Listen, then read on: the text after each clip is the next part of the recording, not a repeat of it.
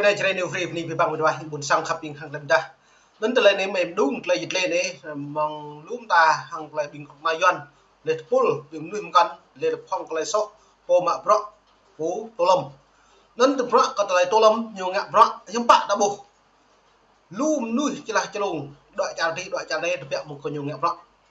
nên từ này nhiều lệ tí bằng bro thế cái pull mạ bro lệ từng nhiều đã này nhà tương rồi nhiều làm cho nhiều màu trâu pull giờ bro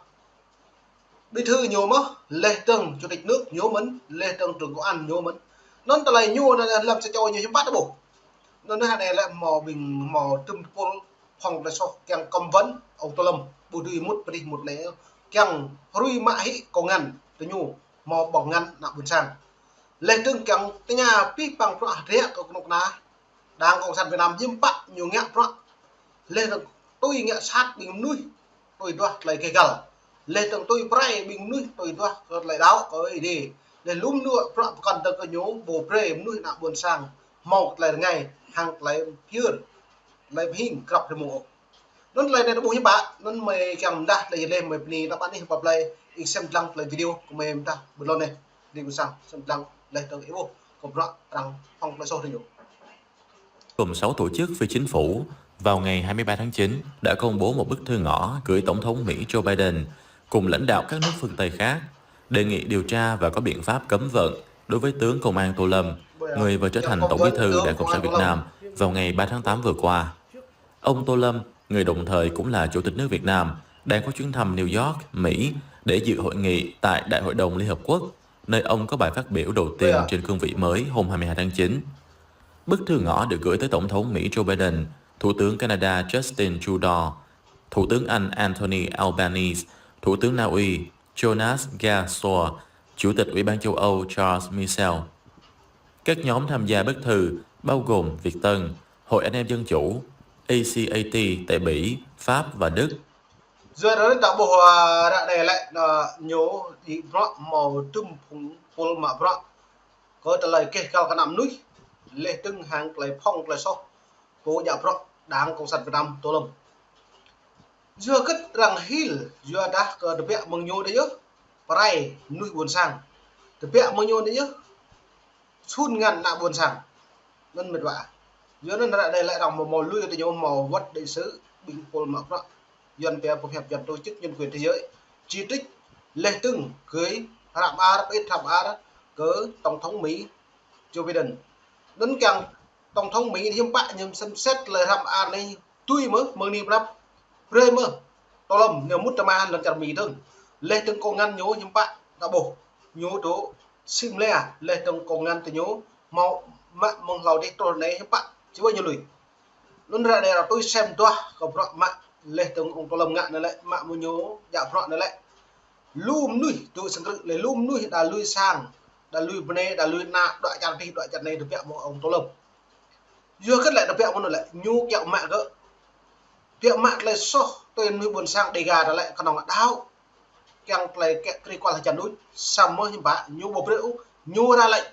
pre mẹ dập tắt nuôi buồn sang đầy gà bù pre tuy một lại phép đi lên lúc này cái cậu nên vậy với bình doanh như lệ nhưng bạn tô cao dọn Tô Lâm đấy chứ pray bình núi tùy toa mà xem có lời kê cao lại phần núi lê từng mạng rõ hàng lại đồng tượng đơn nhiều căn thì bằng nên có mày về xem lăng tới lời video của này đã liệt kê trong bức thư 5 điểm đáng chú ý về vấn đề vi phạm nhân quyền mà ông cựu Bộ trưởng Công an Tô Lâm đã thực hiện, bao gồm bắt cóc quốc tế, sử dụng bạo lực với dân, đàn áp những người bảo vệ nhân quyền và các nhà hoạt động xã hội, bắt các nhà hoạt động phải sống lưu vong, kẻ thù của Internet. Những vụ bắt cóc quốc tế có sự tham gia của ông Tô Lâm được nêu trong thư bao gồm vụ bắt cóc cựu quan chức chính phủ Việt Nam Trịnh Xuân Thanh tại Đức hồi năm 2017, blogger của RFA Trương Duy Nhất ở Thái Lan năm 2019 và nhà báo tự do Đường Văn Thái ở Thái Lan năm 2023. Bức thư có đoạn viết, những hành động này là những vi phạm trắng trợn luật quốc tế, xâm phạm chủ quyền của nước khác và bất chấp các quyền con người cơ bản. Trong phần tố cáo ông Tô Lâm sử dụng bạo lực với người dân, các tổ chức phi chính phủ đề cập đến vụ cưỡng chế đất gây chết người ở ngoại thành Hà Nội vào tháng 1 năm 2020, khi công an huy động lực lượng hàng ngàn người đến cưỡng chế đất đang tranh chấp, dẫn đến cái chết của cụ ông Lê Đình Kình. Những đàn áp đối với người thiểu số, đặc biệt là người thượng ở Tây Nguyên. Bây giờ, rất đặc biệt như là người thượng có tờ lệ nhiều mạng, cắt lệ loài ngã sát cả năm nuôi buồn sang đi gà đã nhấp bắt bố thực hiện mong ông Tô Lâm được mất. Đến từ lệ thực hiện mong ông Tô Lâm này hiếm bắt là chính tờ bố ra đấy cái nhiều xem lên từng kỹ kết lên pu lên ngã so lên phong là so tập năng nhiệt truy ná lên luôn ta gì tương là so đà lệ nuôi đồm nuôi đà lệ nuôi từng hàng lấy cái một đà đáng có sẵn nhiều vô cho nên ta bộ vừa cất nặng buồn sang đá cái từng cái nhiều nên là đã bộ đấy là mức đã về đấy đây quy hoạch đây đi ta FA làm đã nặng buồn sang đi gạt đã mọi đoạn play thực hiện một ông Tô Lâm nhá mạng lần lá lấy kẹo để chầm piêng mạng cứ vừa nó nặng buồn sang ta bộ một này tiếp đợi chẳng này càng một là tiếp cho nên là giai đoạn này là nhiều học mạng tâm đi rồi lại tu nặng buồn sang nữa nhiều bởi đi lần chặt được người là đi xem tăng rồi bắt họ bỏ đạo cũng được đề cập. Liên quan đến việc đàn áp những người bảo vệ nhân quyền và các nhà hoạt động xã hội dân sự theo bức thư, xâm phạm chủ quyền của nước khác và bất chấp các quyền con người cơ bản. Trong phần tố cáo ông Tô Lâm sử dụng bạo lực với người dân, các tổ chức phi chính phủ đề cập đến vụ cưỡng chế đất gây chết người ở ngoại thành Hà Nội vào tháng 1 năm 2020, khi công an huy động lực lượng hàng ngàn người đến cưỡng chế đất đang tranh chấp, dẫn đến cái chết của cụ ông Lê Đình Kình. Những đàn áp đối với người thiểu số, đặc biệt là người thượng ở Tây Nguyên, bắt họ bỏ đạo cũng được đề cập. Liên quan đến việc đàn áp những người bảo vệ nhân quyền và các nhà hoạt động xã hội dân sự theo bức thư, dưới thời ông Tô Lâm làm Bộ trưởng Công an, hàng trăm nhà hoạt động nhân quyền, hoạt động xã hội, blogger đã bị bắt giữ tùy tiện và kết án tù. Theo nội dung thư ngõ, kể từ năm 2016, các nhà hoạt động Việt Nam phải chịu các án tù dài chỉ đơn giản bởi vì họ thực hiện các quyền tự do phát biểu và tự do hội họp như đã ghi nhận trong văn thư của nhóm làm việc của Liên Hợp Quốc về bắt giữ tùy tiện. Sẽ lấy có là ông Tô Lâm này tôi đã bộ lại cái phương hướng để dọn lại là mong ni năm nhiều một thứ dạng chấp cương vị suy úp bởi ở ní Quốc hội Đảng Cộng sản Việt Nam do rất lệ đoạn này bình chặt Mỹ lại hà này lũ viên núi vật trong nước ngoài nước hà này lại chẳng cũ đi bởi cái tương của ông Tô Lâm dạo đó có lần cha Việt Nam nó lại bởi tương nó lại đã bộ hiệp bạn lại bởi tương nó lại nhiều màu hàm A là lấy ông Tô Lâm ký kết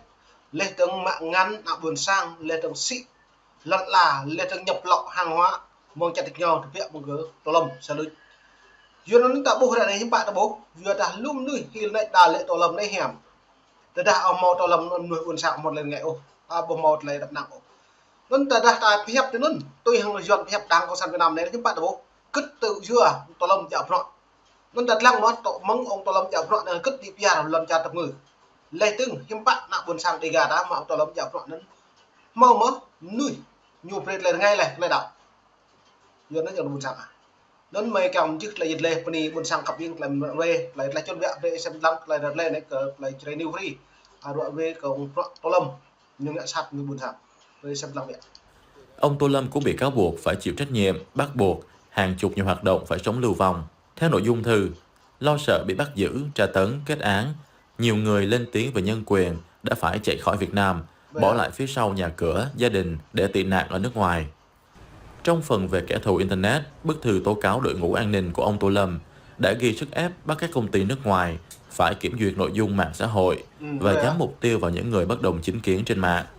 Các tổ chức tham gia ký thư ngõ thúc giục chính phủ Mỹ và các nước phương Tây có hành động kiên quyết đối với các hành vi phạm tội của ông Tô Lâm với các biện